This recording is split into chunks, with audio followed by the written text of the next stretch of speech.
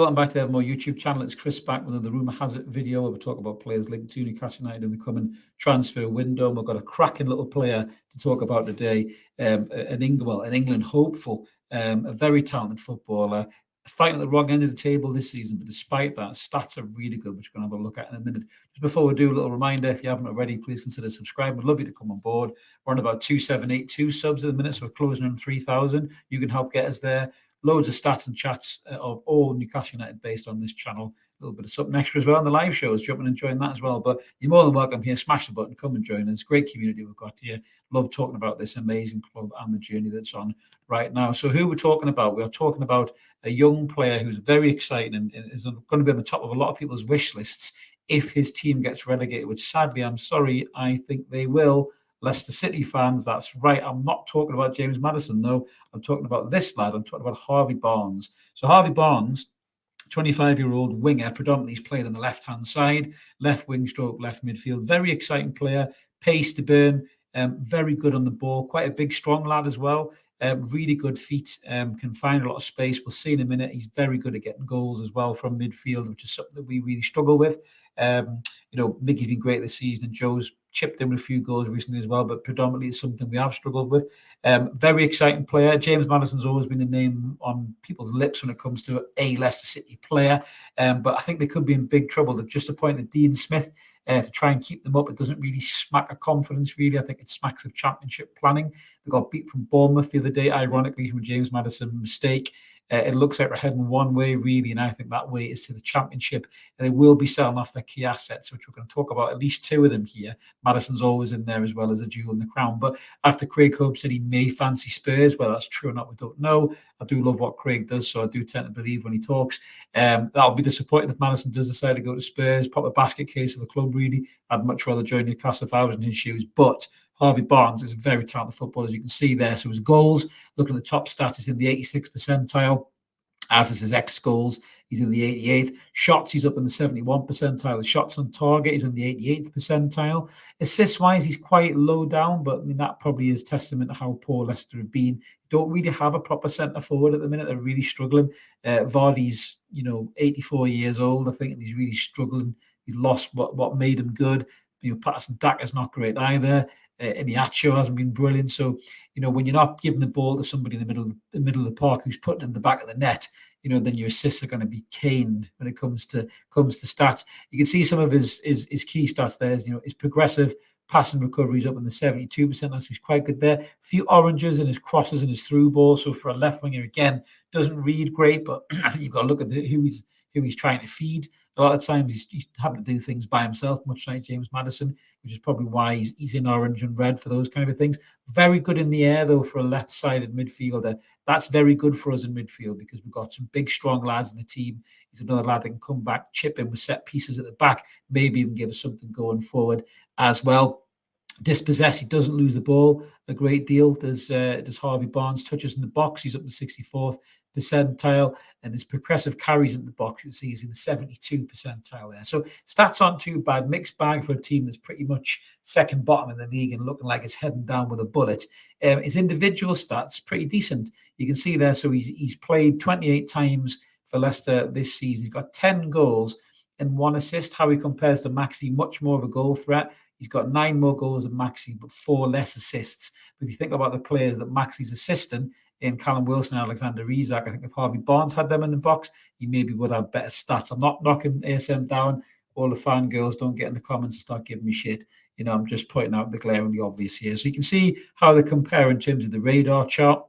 Maxi does get way ahead of Harvey Barnes in terms of his assists, his pass completion, and his in the box touches. But obviously Harvey's way ahead of Maxi in terms of the goals, his XG, his shots on target. So Harvey Barnes likes to cut inside and test the keeper. And 9 times out of 10, he is getting on target or he's scoring a goal. So that shows you that he's got a bit more about him in that regard than Maxi has. And the stats further down, do show that as well. But I think they're very different players. I think Harvey Barnes could play the midfield 3, or he could play out wide. I think it would give you a bit of flexibility there, give you a little bit of that coverage, in terms of the midfield. So Maxi couldn't do that. I don't think Maxi could play in the midfield. He can play as a striker, but he's not particularly effective there. He's number 10 or a winger Maxi, really. I still don't know if Maxi has a future after the summer. I know a lot of people will kick off the comments about that, but I'm just not sure that he does. Harvey Barnes, yeah, I think would be a decent signing. I think that as the story goes, I believe Leicester looking for at least, well, he's valued at 30 million quid in the summer transfer stats there. I'm just trying to see how much they would be looking at for him in the 90 minute here. What does it say? I don't know how much Leicester would want from. They probably want upwards to 40 or 50 million quid for the kid, I reckon. The going rate for an English midfielder like that. We got Anthony Gordon for 40 million. So Barnes would probably be round about the same figure, I reckon, in regards to that. So that would be an interesting one to keep an eye on. I think if the Maddison deal is still there, I think Newcastle do fancy Maddison. I really do. But I think if there's an option to get Harvey Barnes, apparently Eddie Howe is a big fan. That name hasn't gone away.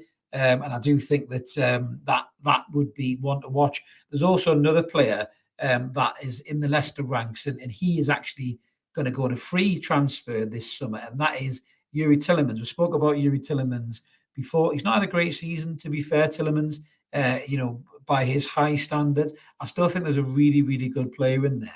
So just looking at his kind of individual, we'll come back to his stats in general in a minute. But he's only 25 years old, Youri Tielemans. He's a fantastic footballer. I think he could slip into that midfield three so well between Joe Linton, him and Bruno. I think would be an unbelievable midfield three.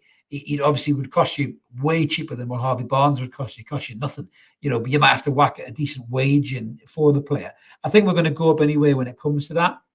With Champions League qualification, which is looking more and more likely, even if it's Europa football, I think we'd have to probably pay him, upwards to a couple of $100,000 a week. But I think, the midfielder that we could get from him, I think for me, that would be a really good signing there for Newcastle United. Let us know what you guys think in the comments below. But you can see there individually, he's got 4 goals and 1 assist, same amount of goals as Bruno, 3 assists less than Bruno.